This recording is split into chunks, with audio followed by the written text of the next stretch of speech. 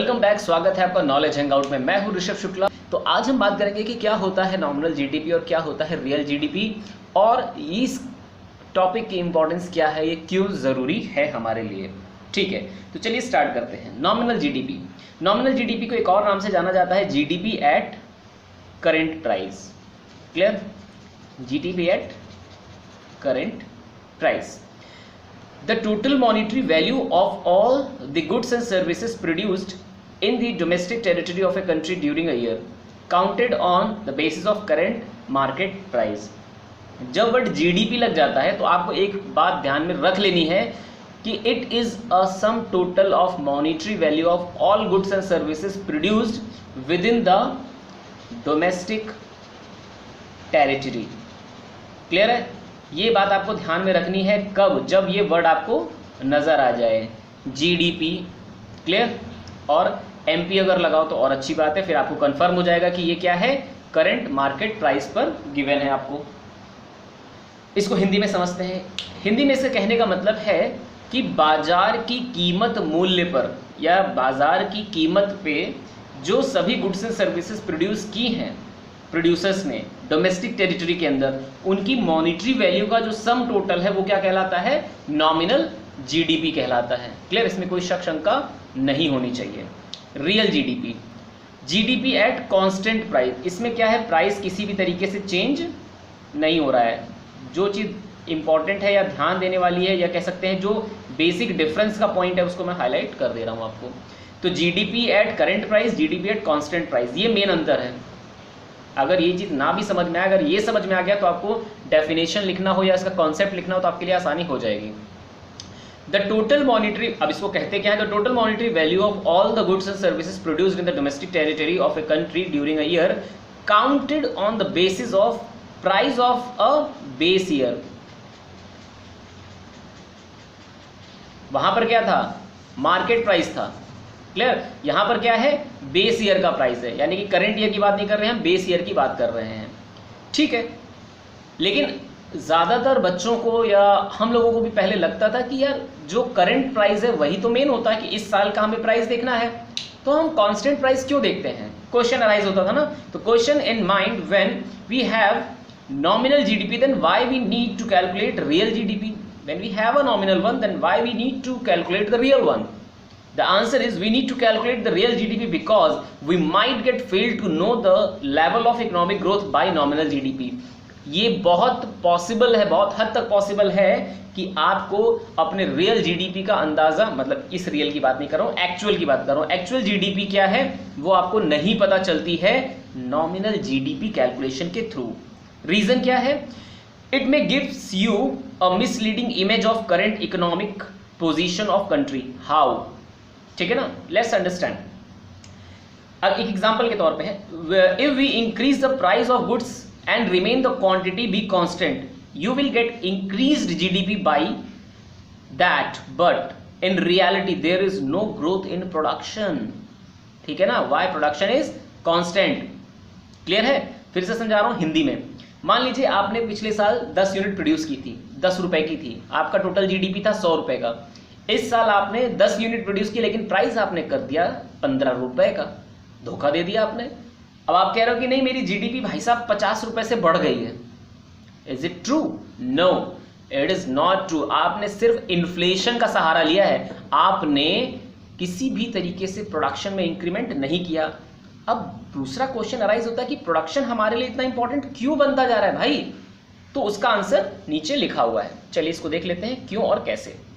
Economic growth symbolizes the increase in output which shows increase in level of employment। जब आपको समझ में आया, जब आप आउटपुट इंक्रीज कर रहे हैं ना, तो इसका मतलब है आपने क्या किया, कुछ और लोगों को एम्प्लॉयमेंट दिया होगा, तभी तो लेवल ऑफ आउटपुट बढ़ गया ना। क्लियर? ये लाइन दिख रही है ना आपको? ये होती है एक्चुअल, या कह सकते हैं रियलिटी ऑफ जीडीपी। अगर आप सिर्फ प्राइस बढ़ाते रहेंगे तो जीडीपी का फिगर तो आपको नजर आएगा। क्लियर? और जीडीपी का देखिए भाई साहब ऐसा है कि जितने भी लोग आपको न्यूज़ में, मीडिया में जीडीपी के ऊपर बहस करते हुए नजर आते हैं, उसमें सिर्फ 40% से ज़्यादा, मैं बल्कि 50% बोल दूंगा तो भी कोई बड़ी बात नहीं है, they don't know the actual meaning of GDP. GDP का मतलब होता है एक देश के अंदर टोटल क्या कंस्ट्रक्शन हुआ, क्या प्रोडक्शन हुआ। अगर मैं आपसे ये कहूं कि सारी चीजें कांस्टेंट हैं, मैंने सिर्फ 2 जेल एक्स्ट्रा बनवा दी क्योंकि चोरों की संख्या बढ़ गई थी देश में। क्लियर, ध्यान से सुनिएगा, चोरों की संख्या बढ़ गई थी इसलिए मैंने 2 जेल एक्स्ट्रा बनवा दी, तो इकोनॉमिस्ट बोलेंगे जीडीपी इंक्रीज कर गया। बट क्या एक्चुअली जीडीपी इंक्रीज किया है? नहीं किया। चलिए बढ़ते हैं नेक्स्ट स्लाइड पे। आई होप आपको इतना समझ में आया होगा, और अगली स्लाइड में मैं इसको बिल्कुल क्लियर कर दूंगा कि क्यों जरूरी है real GDP instead of nominal GDP. Okay then, now we are in second sheet. यहां पर देखिए, यहां पर लिखा हुआ है सी हाउ इट वर्क्स, कैसे ये काम करता है कॉन्सेप्ट। यहां पर ईयर दिया है, यूनिट्स दिया है, प्राइस दिया है। यहां पर मैंने लिया है जीडीपी एट कांस्टेंट प्राइस, और कांस्टेंट प्राइस क्या होता है? कांस्टेंट प्राइस होता है आपका रियल जीडीपी। तो अगर मैं यहां पर लिख दूं आपके ईज के लिए रियल जीडीपी, और ये क्या है?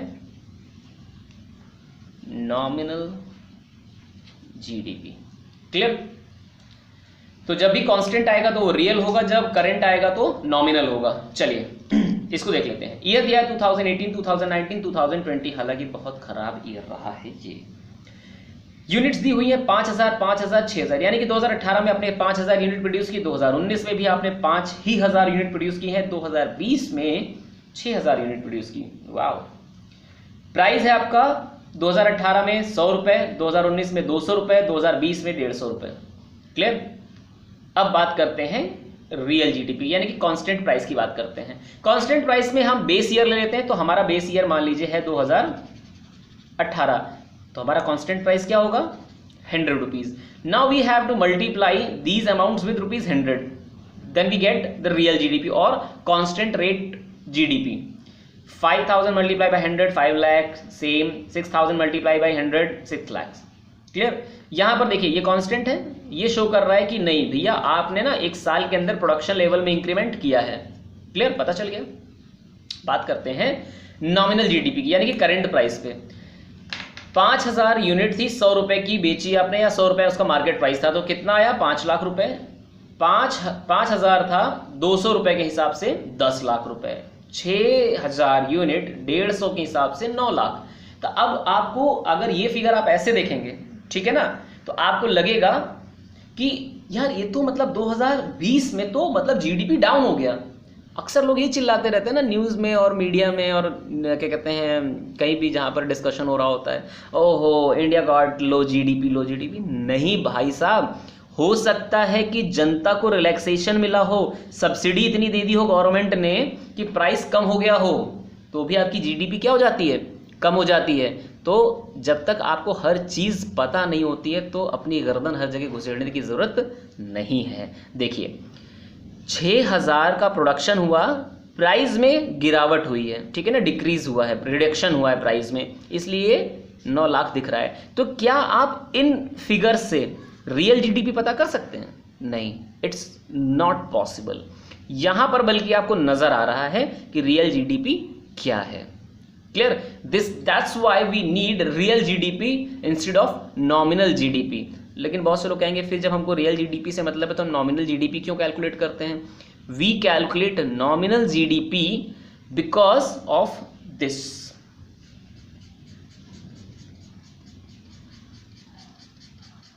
GDP deflator. अब ये क्या होता है, चलिए पढ़ते हैं। The GDP deflator is a measure of price inflation. ये बताता है कि प्राइस इन्फ्लेशन कितना हुआ। अगर आपके पास करंट ईयर का प्राइस ही नहीं होगा भाई साहब, तो आप कैसे कंपेयर करोगे?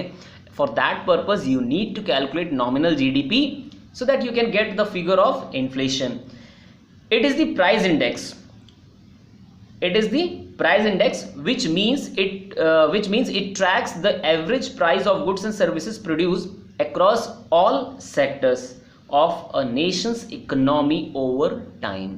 एक टाइम के अंदर, एक टाइम बाउंड के अंदर जितने भी सेक्टर्स हैं प्रोडक्शन के, गुड्स एंड सर्विसेज के, उन सब का ये एक एवरेज प्राइस को ट्रैक करता है कि क्या प्राइस ऊपर गया है या प्राइस नीचे आया है। और कैसे करते हैं? In short it should be used to deflate nominal GDP to obtain real GDP. ये करता क्या है? देखिए जीडीपी डिफ्लेटर एक तरह का प्राइस इंडेक्स है जो आपको बताता है कि ओवर अ टाइम पीरियड, ठीक है ना, 1 साल या 2 साल के बीच में या 3 साल के बीच में या एक डिकेड में कितना प्राइस हाइक हुआ है ऑन एन एवरेज। क्लियर? ये हमको पता चल जाता है। तो जीडीपी डिफ्लेटर की बात हो गई। अब जीडीपी डिफ्लेटर का फॉर्मूला क्या है? Nominal GDP divided by real GDP multiply by 100। Simple सा। ओके सॉरी दिखा नहीं आपको, इट्स माय मिस्टेक। तो फॉर्मूले पे बात कर लेते हैं। फॉर्मूला होता है इसका GDP deflator is equal to nominal GDP upon real GDP into 100। Then real GDP जब निकालना है आपको तो इस 100 को इग्नोर करना है। मैंने यहां पर गलती से लिख दिया था, आपको क्या करना है? इग्नोर करना है। नॉमिनल यहां पर 100 इसलिए लगा है बच्चों, मैं बता दूं, क्योंकि डिफ्लेटर क्या है? एक तरह का प्राइस इंडेक्स है, इसलिए लगा हुआ है, एल्स कोई रिक्वायरमेंट नहीं होती है। Once you get the GDP deflator you need not to put 100 in the formula as you can see here. Real GDP निकालने के लिए क्या करना है? Nominal GDP upon GDP deflator means you have already included 100 in that calculation. और जब nominal निकालना होगा तो क्या करेंगे? इसको निकालना है तो इनका और इनका मल्टीप्लाई करा देंगे। देखिए real GDP upon GDP deflator. Clear? I hope आपको नजर आ रहा होगा। तो this is how we have to calculate GDP deflator, real GDP और नॉमिनल जीडीपी। तो कैसा रहा आज का सेशन? कमेंट करके जरूर बताइएगा। और ये बेसिकली एक नंबर का एमसीक्यू में पूछ लिया जाता है या एक नंबर का शॉर्ट आंसर क्वेश्चन पूछा जाता है। क्लियर? और जहां तक पूछा जाता है वो ये है जीडीपी डिफ्लेटर का फॉर्मूला। क्लियर है? सो आई होप आपको ये सेशन समझ में आया होगा। समझ में आया और वाकई इंटरेस्टिंग रहा तो लाइक करिए, और अगर आप नए हैं तो सब्सक्राइब करिए चैनल को, बेल आइकन प्रेस करिए ताकि आने वाले न्यू वीडियोस आपको मिल सकें। Stay blessed, keep watching knowledge hangout and have a nice day.